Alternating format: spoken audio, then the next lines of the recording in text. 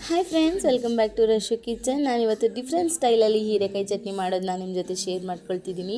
ನಾರ್ಮಲಾಗಿ ನಾವು ಮಾಮೂಲಿ ಎಲ್ಲ ಥರ ಚಟ್ನಿಗಳನ್ನ ಟ್ರೈ ಮಾಡಿರ್ತೀವಿ. ಇದು ಕೂಡ ಒಂದು ಹೆಲ್ತಿ ಆ್ಯಂಡ್ ಟೇಸ್ಟಾಗಿರುವಂಥ ಹೀರೆಕಾಯಿ ಚಟ್ನಿ ಆಗಿರುತ್ತೆ. ಸೊ ನೀವು ಕೂಡ ಒಂದು ಸಲ ಟ್ರೈ ಮಾಡಿ. ಮೊದಲಿಗೆ ಹೀರೆಕಾಯಿ ಚಟ್ನಿ ಮಾಡ್ಕೊಳ್ಳೋಕ್ಕೆ ನಾನು ಒಂದು ಪ್ಯಾನ್ನ ಇಟ್ಕೊಂಡು ಒಂದು 3 ಟೇಬಲ್ ಸ್ಪೂನಷ್ಟು ಆಯಿಲ್ನ ಹಾಕ್ಕೊಳ್ತಾ ಇದ್ದೀನಿ.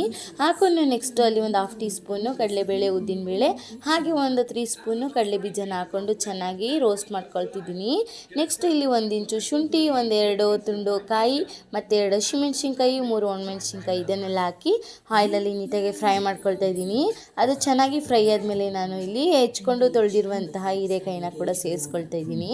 ಅದನ್ನು ಕೂಡ ಸೇರಿಸಿ ಚೆನ್ನಾಗಿ ರೋಸ್ಟ್ ಮಾಡ್ಕೊಳ್ಳಿ. ನೆಕ್ಸ್ಟು 1 ಟೀ ಸ್ಪೂನಷ್ಟು ಜೀರಿಗೆ, 1 ತುಂಡು ಹುಣಸೆಹಣ್ಣು, ಹಾಗೆ 1 ಟೊಮೊಟೊನ ಇದಕ್ಕೆ ಸೇರಿಸ್ಕೊಂಡು ಅದನ್ನು ಫ್ರೈ ಮಾಡ್ಕೊಳ್ತಾ ಇದ್ದೀನಿ. ನೀಟಾಗಿ ಅದು ಅಲ್ಲೇ ಫ್ರೈ ಆಗಬೇಕು, ಚೆನ್ನಾಗಿ ಬೇಯಬೇಕು, ಅಲ್ಲಿವರೆಗೂ ಅದನ್ನು ಫ್ರೈ ಮಾಡ್ಕೊಳ್ಳಿ. ಆ ಥರ ಚೆನ್ನಾಗಿ ಮೀಡಿಯಮ್ ಫ್ಲೇಮಲ್ಲಿ ಬೇಯಿಸ್ಕೊಂಡು ನಾನಿಲ್ಲಿ ಒಂದು 1/2 ಟೀ ಸ್ಪೂನು ಅರಿಶಿನ ಕೂಡ ಸೇರಿಸ್ಕೊಳ್ತಾ ಇದ್ದೀನಿ. ಅರಿಶಿನ ಪುಡಿನ ಹಾಕಿ ಚೆನ್ನಾಗಿ ಮೀಡಿಯಮ್ ಫ್ಲೇಮಲ್ಲಿ ಅದನ್ನು ಕೂಡ ಬೇಯಿಸ್ಕೊಳ್ಬೇಕು. ನೆಕ್ಸ್ಟ್ ಅದು ಬೇಯ್ತಿರುವಾಗಲೇ ನಾನಿಲ್ಲಿ ಉಪ್ಪನ್ನ ಇಲ್ಲೇ ಸೇರಿಸ್ತಾ ಇದ್ದೀನಿ. ನೀವು ಬೇಕಿದ್ದರೆ ಅದನ್ನು ಬೇಕಾದರೆ ಸೇರಿಸ್ಕೊಳ್ಬೋದು. ಇದು ಚೆನ್ನಾಗಿ ಉಪ್ಪು ಹಿಡಿಯುತ್ತೆ ಅಂತೇಳಿ ನಾನು ಇಲ್ಲೇ ಸೇರಿಸ್ಕೊಂಡು ಅದನ್ನು ಸೈಡ್ಗೆ ಇಟ್ಕೊಳ್ಬೇಕು, ಅದು ಕೂಲ್ ಆಗೋಕ್ಕೆ. ಅದು ಕೂಲ್ ಆದಮೇಲೆ ನೆಕ್ಸ್ಟ್ ಮಿಕ್ಸಿ ಜಾರ್ಗೆ ನಾನಿಲ್ಲಿ ರುಬ್ಕೊಳ್ಳೋಕ್ಕೆ ಹಾಕೊಳ್ತಾ ಇದ್ದೀನಿ. ರುಬ್ಕೊಳ್ಳೋ ಅಂಥ ಟೈಮಲ್ಲಿ ನಾನು ಸ್ವಲ್ಪ ಪುದೀನ ಸೊಪ್ಪು ಕೂಡ ಫ್ಲೇವರ್ಗೆ ಸೇರಿಸ್ಕೊಂಡಿದ್ದೀನಿ.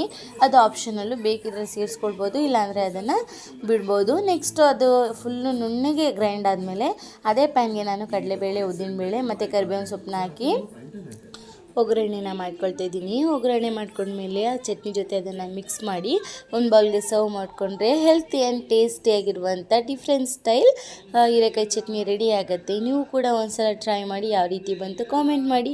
ಡಿಫ್ರೆಂಟ್ ಸ್ಟೈಲ್ ಆಗಿರೋ ಈ ಹೀರೆಕಾಯಿ ಚಟ್ನಿನ ಟ್ರೈ ಮಾಡೋದು ಮರಿಬೇಡಿ. Thanks for watching.